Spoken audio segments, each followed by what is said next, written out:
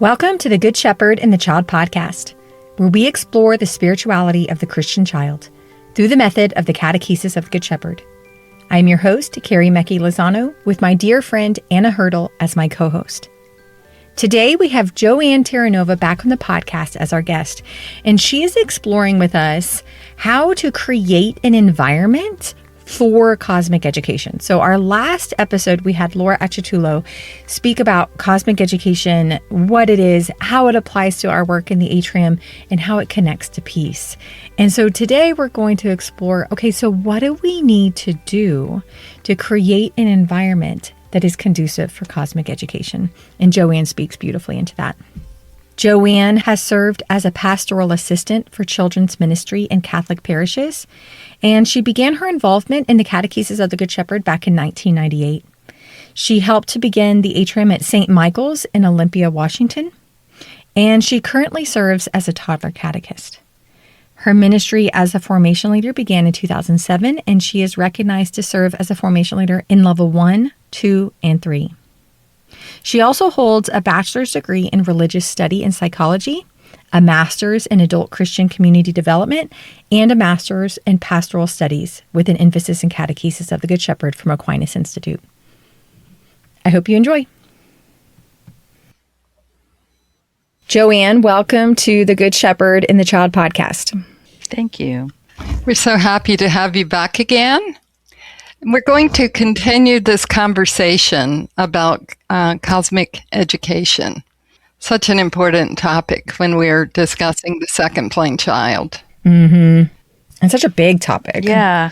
I remember reading I think of the introduction to the book called Children in the Universe. And yes, the answer, he's like, why would we do this at this age? And he was like, it's because we start to have those questions like, who am I? What am I doing here? And why is the world here? And that, not that any 6-year-old's going to be able to answer those questions, but we want to give tools to be able to explore and make those connections. And that's always been a helpful framework for me. Right. Those really big questions that they may not even be verbalizing, but they are Right. They are thinking these big thoughts. Mm-hmm. Yeah, the 6-year-old, it's like it's budding inside of them. You know, before that first plane child is very much not thinking these thoughts. But the 6-year-old, it's like the seed is there now and it's starting to, they might not really be able to vocalize it. And what a difference it is when they're 10, 11, 12, and they're very much thinking these thoughts. But you really do see the budding seed planting of these really big thoughts of who am I in this world? At starting at 6. And so, yeah, as we foster this, as we create an environment that's conducive to this, it allows them for that bud to start growing. I loved last episode how Laura walked us through, helped us to think about Dr. Montessori's vision for peace through cosmic education, but she also helped us connect it to our work in the atrium with the levels 2 and 3 child. And I think today we're going to continue to think along those lines, right, Joann? Yeah. It's kind of like how can we create an environment in which this cosmic education can happen? So we all agree that we want this to happen. Now we're down to how do we do it? Yeah. Joann, what would you say are some of the things that are needed in order for us to consider the environment that is conducive for cosmic education? What are the things we need to consider?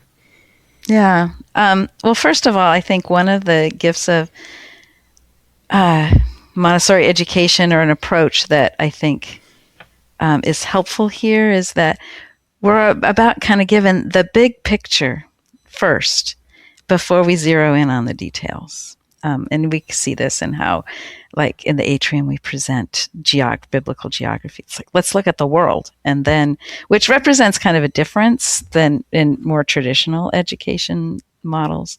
But I think providing that big picture really then gives there's a place for everything that I'm learning about to attach to. So, because, it's like in our atrium, our, second plane atriums, we have this big long timeline hanging on the wall that starts at the beginning of time and goes on forever. So there is a place, anything that I lift up to children or that they learn about or discover, we can say, gosh, where does this fit? I heard somebody, I think it was a talk I was at on preparing youth for confirmation, and the speaker was highlighting, it's like, most of our catechetical efforts are like giving people pieces of the puzzle, but we haven't given them the picture, the full picture of what this puzzle's going to make. And I think in Catechesis of the Good Shepherd, we do start with that big picture and then, create or offer these different pieces that help to flesh it out. But by giving the big picture first, then it gives us something to connect everything to. And so if, cosmic education is about making connections, then having the big picture, having the big framework to look at, then gives me a space, or gives, our children space to connect what they've just learned about, to the big picture. So.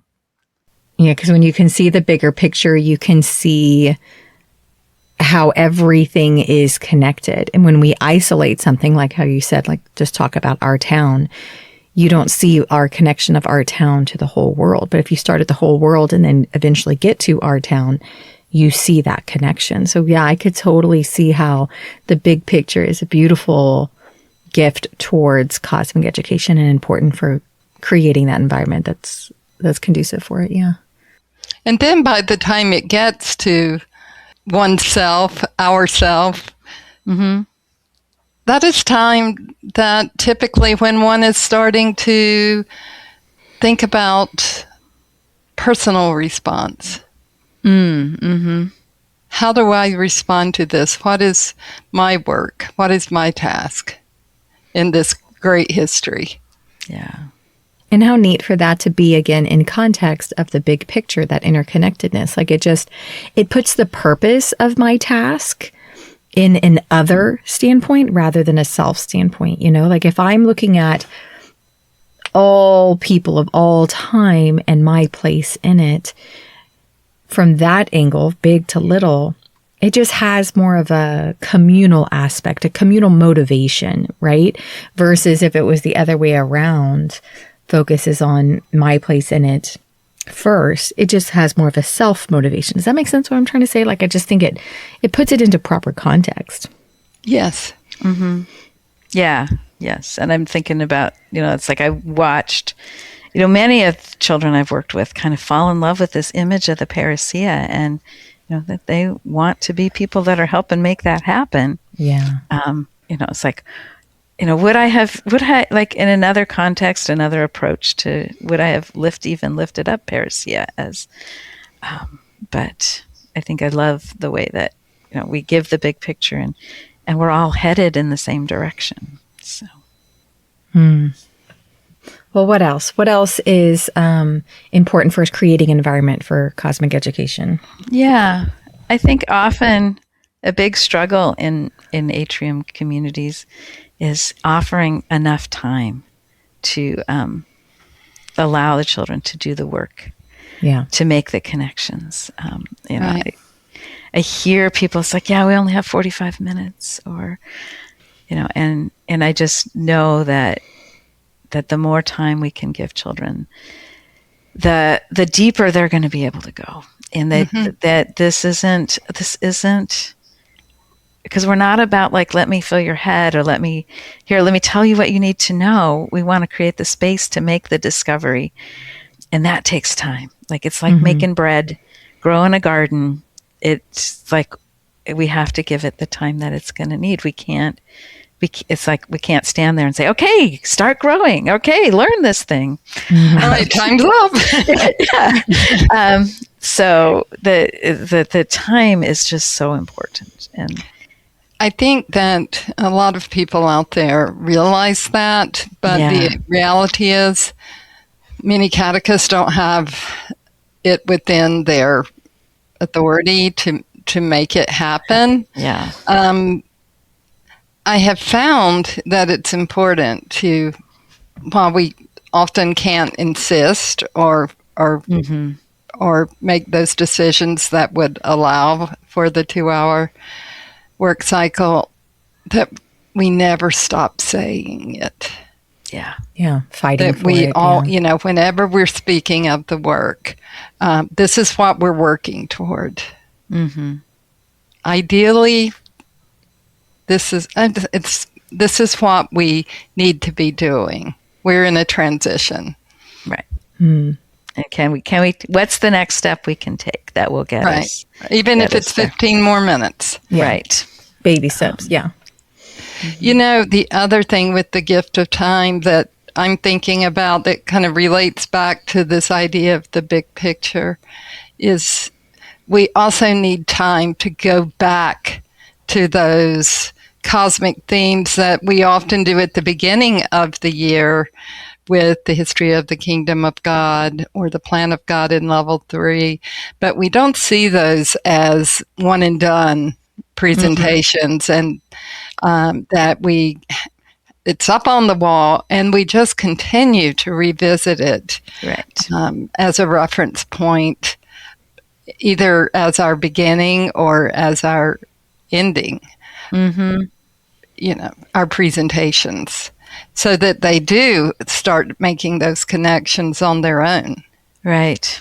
Yeah. I think as I've rewritten my level 2 album pages, I'm always adding this question, and where on the timeline, right, what does this connect? And sometimes, in training and formation courses, people are like, well, what's the answer? I'm like, I don't know. There is no answer. What do you see? I am completely surprised every time I ask that question and watch the kids walk over and have these big conversations around, well, I think it connects here. Well, I think it connects here. And it's always rich, but if I approach that with an answer, in my head or a right answer, then that opportunity for seeing things from different perspectives isn't going to be there. Right. I think that brings up a really great point, though, about the gift of time, that it's not just about, having a 2-hour atrium session. It's also about the gift of time within the atrium session. So you ask a wondering question like that, and then you give the gift of time for them to actually ponder and discuss and think and have silence. When we move too quick as adults, when we're not comfortable with silence, I think that we're robbing that gift of time that is necessary for creating a cosmic education environment, right? And so I think that also creates an essentiality within us as adults, rich food and little of it. So think in myself, how can I structure our atrium session that maybe is more essential? Maybe am I gathering them at the beginning and that's unnecessary or whatever? You think about what that means for yourself. But what can we do maybe that makes me say less, makes us do less in regards to structured time, so that the children have more time for work, more time for silence, more time for that pondering, to help them get to those deeper layers, those roots of that is so conducive for cosmic education and for those deeper thoughts. So that gift of time, I think, is even within the context of the atrium session. Yes. Yeah. And how we approach things. Yes. Yeah. Essentiality, even within ourselves, even within our presentations, how speak less. Yeah. I think you're bringing up a challenge for all of us. And it's nice to think about this in the fall. I mean, in the summer before we begin again right, in the fall. As we always begin with, it's always a time to set intentions of what the year is going to be like. Mm-hmm. Yeah. So the gift of time. What about the gift of each other? Yeah, I think that it's really important to really think about how are we going to form this group of children into a community, a learning community that can work together. So making sure that our atriums are, have, good work partners, because it's so that, like, we know the social aspect of this age of the second plane child. They really need to work with each other. I'm recalling a beginning of the year session where I sat down and we're having a conversation about what kinds of things how do we want to be in the atrium, and what are the what do we want to happen here, and what would be some good guidelines. And this one girl is like, who had been in level 1, like, and we only do one person works. And I said, well, actually here in level 2, we get to do more than one person works. And the joy on her face was like, she felt so seen and understood. Yes. Yeah. So it's like they need each other to, and they inspire each other. So I think, like, in this context, we want to make sure that, the gift of that 3-year age span, so that we've got a variety of experience and newness in the room is helpful. And the gift of children who are coming in who already have an atrium experience, that it's very hard. When we launched our level 2 in my community, I was not the catechist for that group, but the person who was, and we didn't really tend to that. Do we have enough children who have experienced level 1, to make this? Wasn't a question. We just let anybody who was 6 and older sign up. And it was a very, very challenging year, because there wasn't that kind of, this is that group knowledge about, this is an atrium and I'm here to do this work, and and that there is this freedom here, that none of that grounding was in, like, there was no children carrying that into the space. Mm-hmm. Or there was not the key amount of children. And so I think that there is some value in making sure that the children in our sessions have, I think we need to consider the experienced children are a contributor to the environment. That is one piece of your environment. That. So I don't think you're saying that, we should never not let children. No, that is not what I'm saying. Yes. Right. So, but I think what I'm hearing you say is that we keep that in mind. Yes. That when there is not a prior experience, right, that it's going to take more, and then right. More intention and work on the catechist part to that's form a great way to think about it. Yeah. And that communities that have children who have experienced level 1 are going to have an easier time normalizing and getting to the place where they can start making all these connections. Right. So.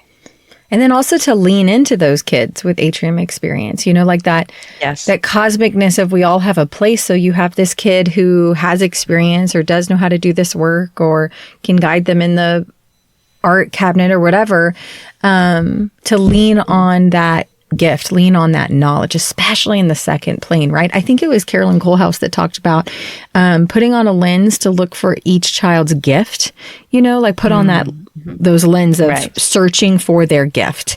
And so to really lean on their gifts. And so they know that they have a place within this community.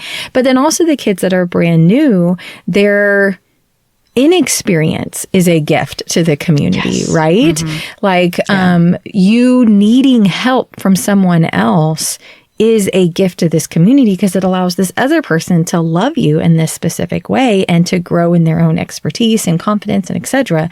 So both have a very important role. So like as a catechist, leaning into those experience and inexperience within the children as a way for them to see we all have a place within this community. We all are interconnected.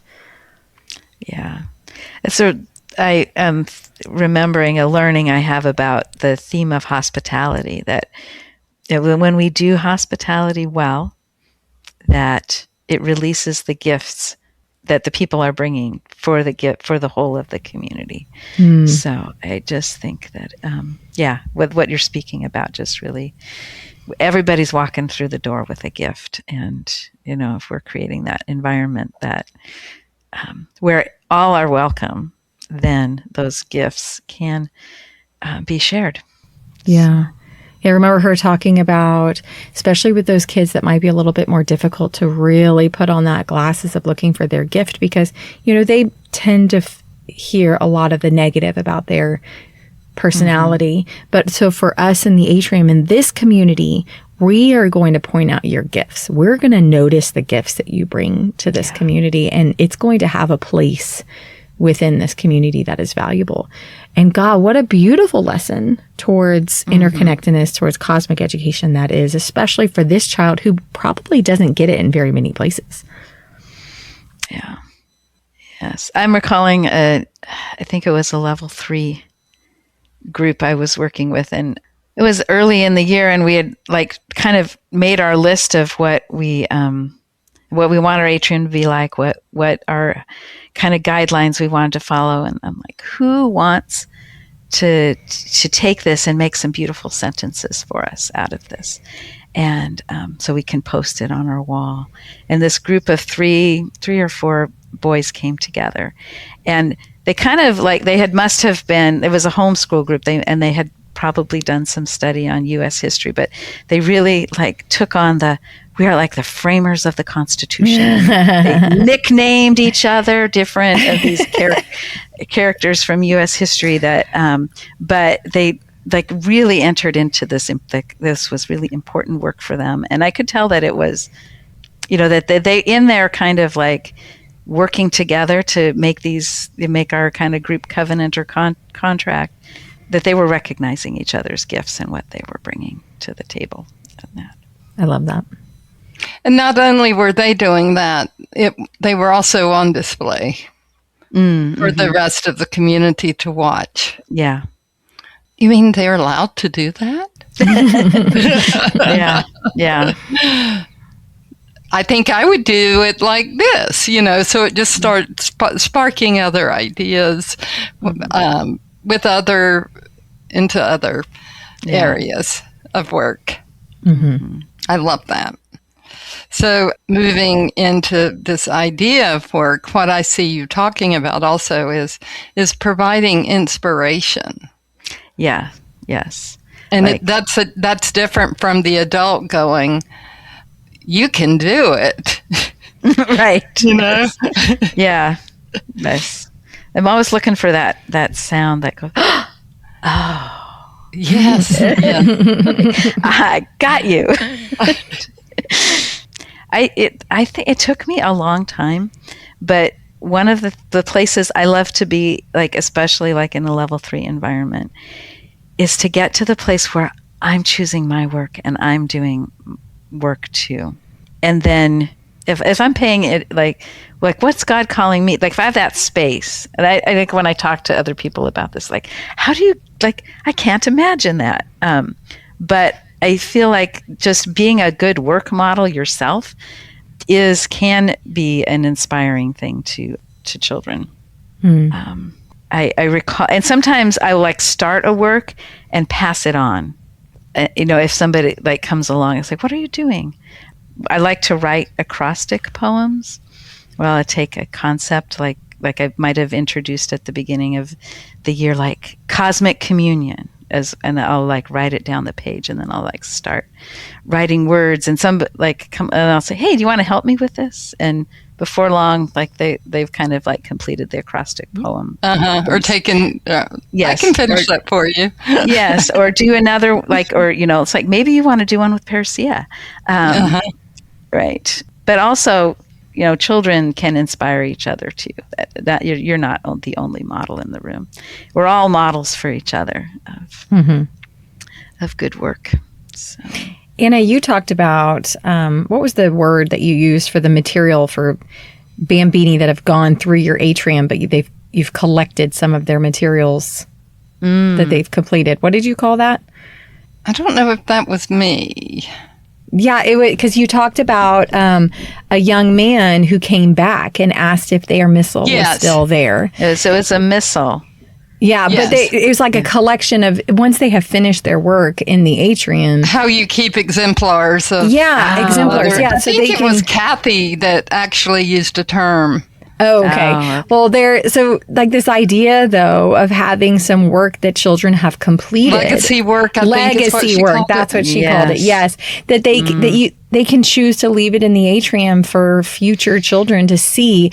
And they especially in level 3, they see it and they don't want to copy it because, I'm not copying anymore at this age, but it inspires them to see what they're capable of doing. Right. Oh, I could make a timeline like that. Like I could make a poem. I could do a missal, but different in my own way. Mm-hmm. I think it's really in level 3 for the children to see how other children have chosen to respond to the typology timelines. That's always interesting. They're like, oh, you can do that? Yeah. Oh. One thing we always need to keep in mind by the time the children are getting older in the upper grades in school, oftentimes they're not given this much flexibility with their work choices and responses. Oftentimes, there is some sort of rubric, choices within a framework. And to give someone just how would you like to do this? Sometimes that can be a little overwhelming for some children, and just this choice fatigue, looking and just seeing, oh, well, I could do that, but I think instead it's very helpful. Yeah, especially when the ideas are coming from another child. We as adults, we could come up with a bunch of quote unquote legacy works to put in a basket for the children to inspire them. But I don't think that would work.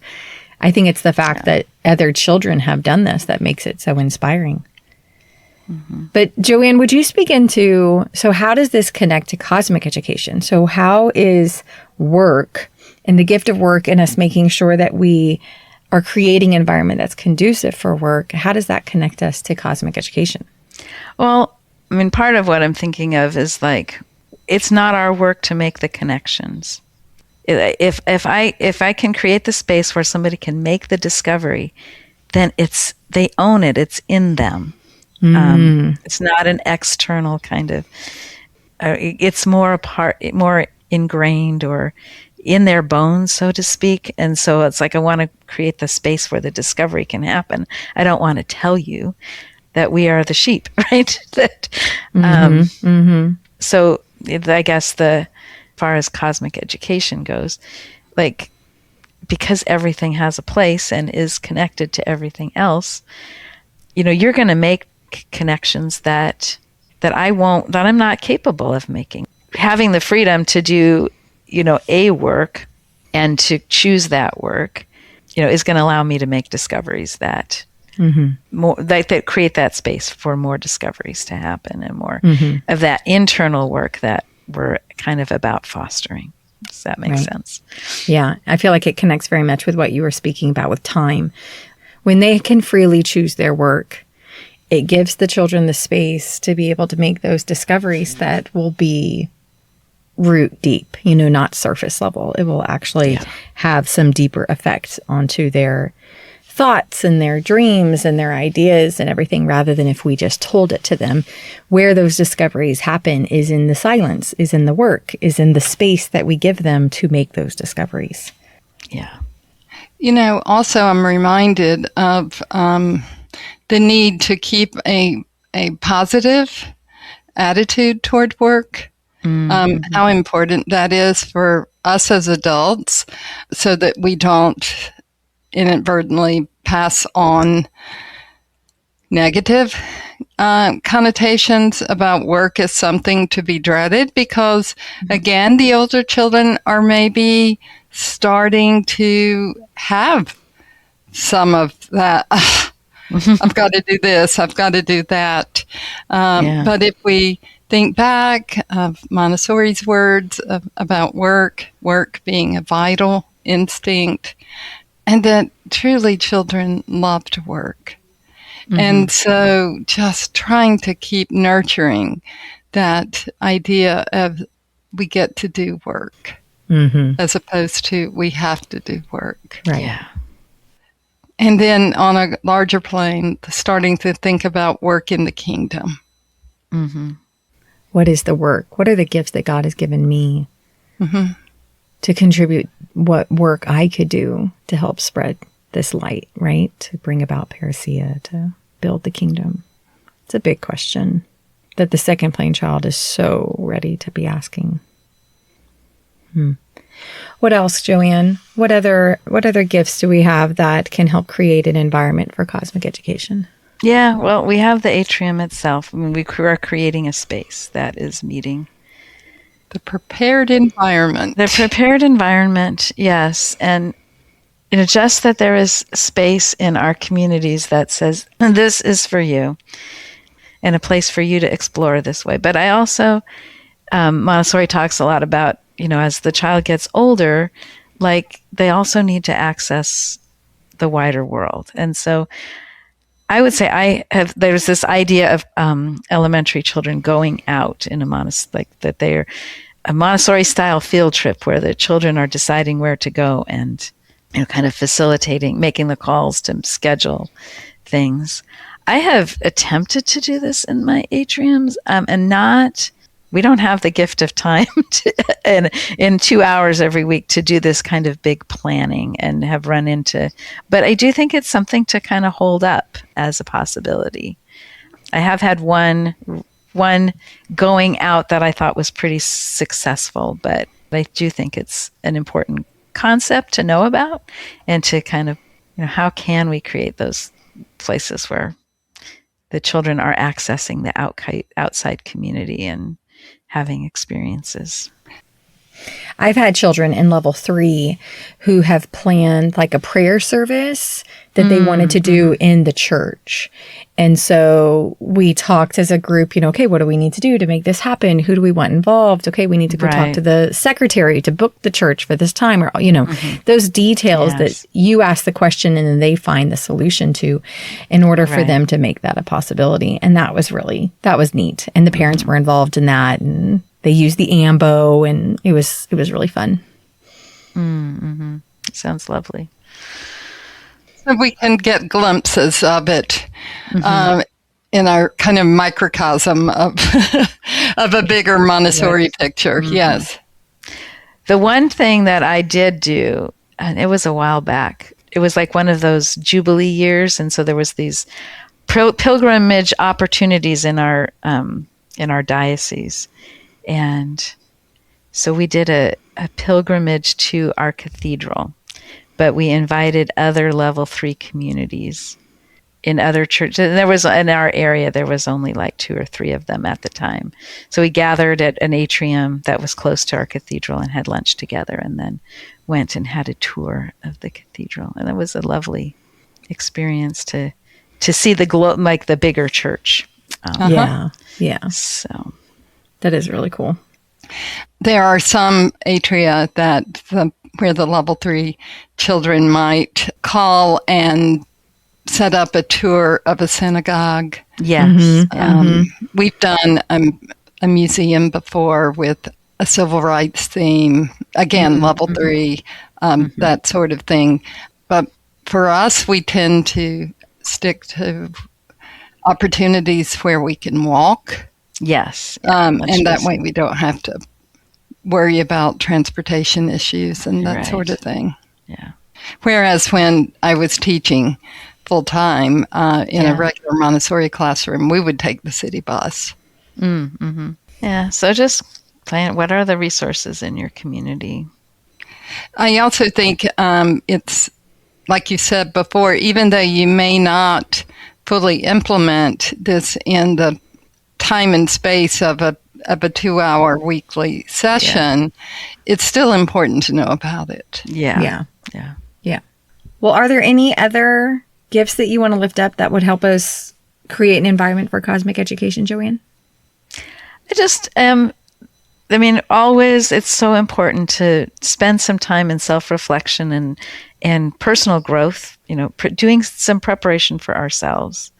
And I think, as my years serving as a catechist, that I get interested in what is this plant or what is this animal in my area, like taking the time to just kind of learn more yourself so that you can be that kind of springboard, or that you can offer those things that are going to be inspiring to children, but also that you're growing too, and you're, refining yourselves to be able to get out of the way more. So, Right. Yeah. I think that is such a good lesson for all of us, and it was really modeled for us as well with both Sophia and Gianna. They both kept working and kept learning and creating all their lives.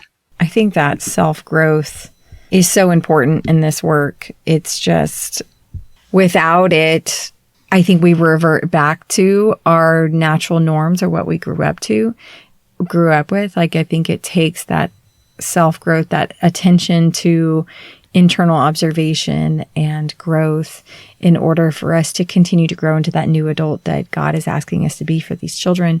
Otherwise, we bring too much of ourselves into this environment, and we also revert back to what we naturally fall into without it. So I agree with you that I think that constant personal growth as a catechist, whether it's prayer, auditing formation, going back and doing, I'm a big believer in auditing formation, or continuing your own personal formation, or getting with other catechists, book studies, whatever it is that will help you continue to grow as an adult for this space. Oh, it's so important.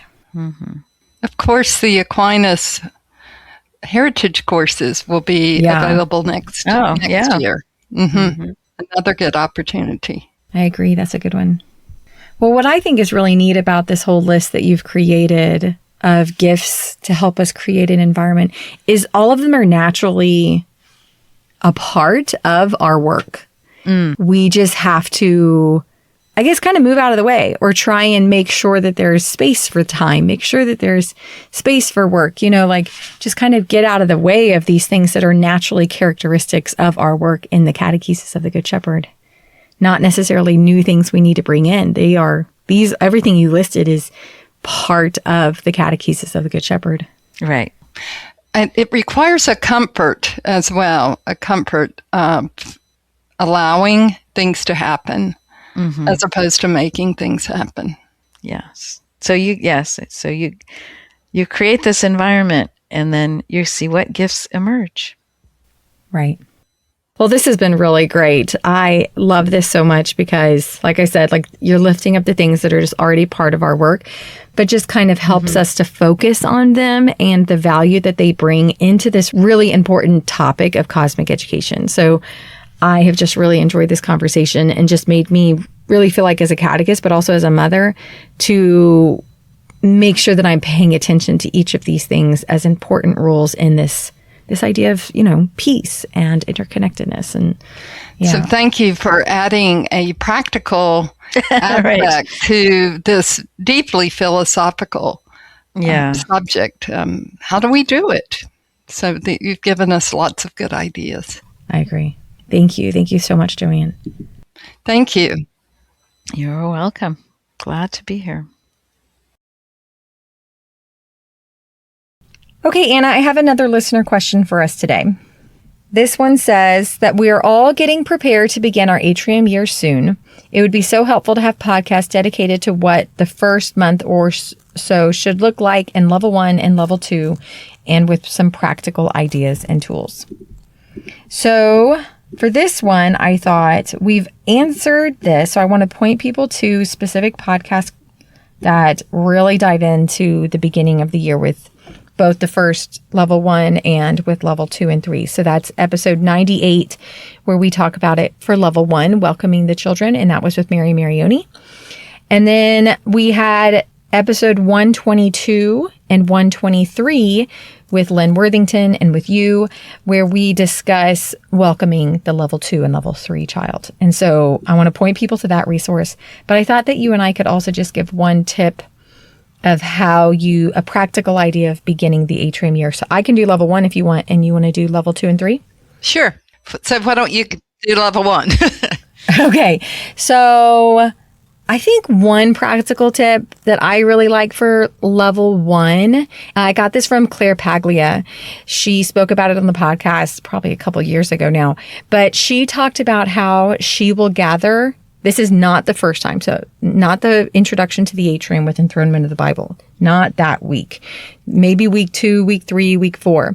She gathers her year 1 kids, the brand new kids to the atrium, even if they're 5, and she keeps them close to her. So she sits on the floor and they put their work mats or tables near her and they go get a practical life and come sit.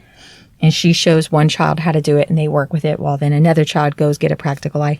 And she sits there with them very close, within arm's length of her for probably a week or 2 or 3, depending on, you follow the child, how long they need that.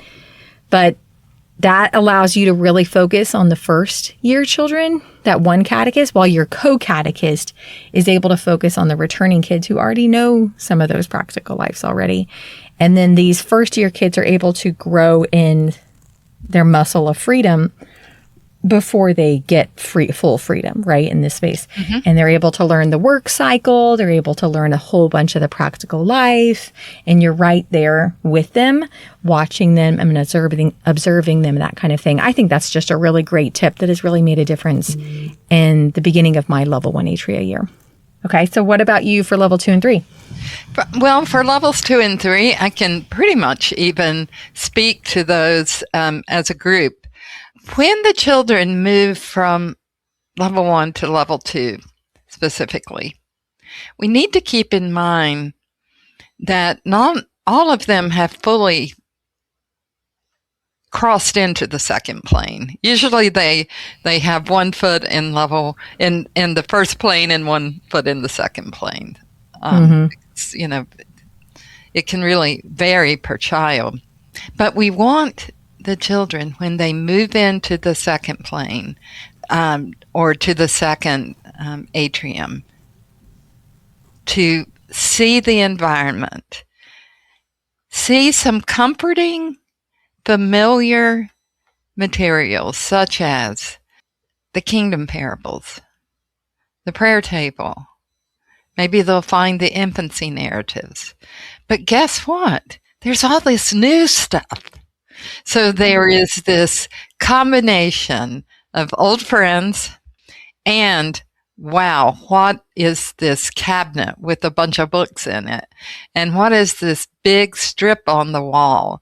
And what are all these other materials that I don't recognize? And that lets them know this is a new place. It's not more of the same. And it is made here for you. This is for you. Much can be said about the level 3 atrium. They walk in, they see some familiar items. So it's not, uncomfortable. It's not anxiety. It doesn't evoke that in the children. But again, they see new materials. They might see that the furniture is bigger. They might see that there is a different structure of doing things. So just always keeping that balance of welcoming the children in and letting them see it's not all brand new, but at the same time, there's lots of new things to discover. Mm-hmm. So those would just be my preliminary words of advice there. Yeah, that's great. Kind of helps them orient to this new space and that there's a lot of familiarity within all of the new. I love that. Mm-hmm. Because, sometimes there is just some children are a little nervous about it. They're so comfortable in their previous space. And of course, they were the top, the level 1, the third years. They were the leaders, and now they're starting over. Mm-hmm. Mm-hmm. And what is that like? So keeping that in mind as well. Mm-hmm. You can even use your new third year of level 2 or level 3 to help those new kids that are adjusting into this new atrium. Absolutely. They love that too. Thank you all for listening to this week's episode of the Good Shepherd and the Child podcast. In our show notes, I put a link to the last episode that Joann was on, back in episode 160, where she talked about the introduction in chapter 1 of religious potential of the child for the 6 to 12-year-old. I also put links for podcast episodes where we have explored cosmic education. This podcast is sponsored by the United States Association of the Catechesis of the Good Shepherd. We would like to thank all of our contributing members because you are making this podcast possible. If you would like to learn more about the Catechesis of the Good Shepherd, or if you would like to become a member, please go to cgsusa.org. Thank you all for listening. We will see you in 2 weeks. Go and fall more deeply in love with God.